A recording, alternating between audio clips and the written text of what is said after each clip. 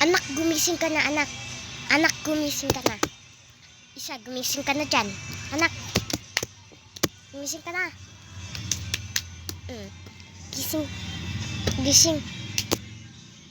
Gising ka na, anak. Ano ba yan? Natutulog po ako eh. Ay, Diyos ko. Kahit inaantok ka pa, ipagtimpla mo muna ako ng kape si mama. Mag-ano lang ako, bibili lang ako ng makakain natin ha.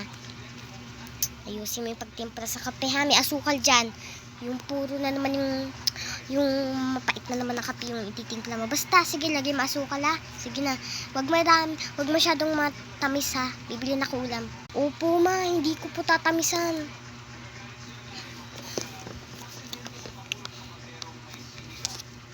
Ay, tapos na din magtimpla.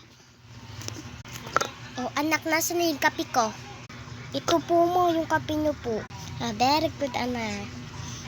Ang sarap, anak, ha? Sige, kumain ka na dun. Lutong ulam na lang ibinili ko.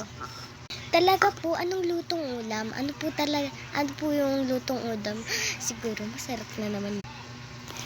Bumili ako ng lechon manok, anak. Ma, pwede na ako kumain. Sige na, anak. Ubus ko naman na tong kape ko. Tara, sabay na tayo kumain. Magdadasal muna ah. Okay po, sige po.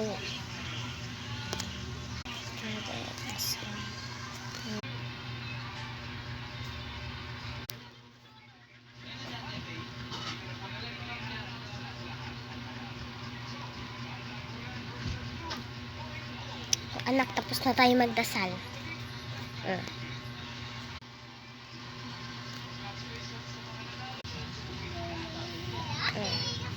Yan na, kain na anak. Lechon manok. Okay po ma. Sige na anak.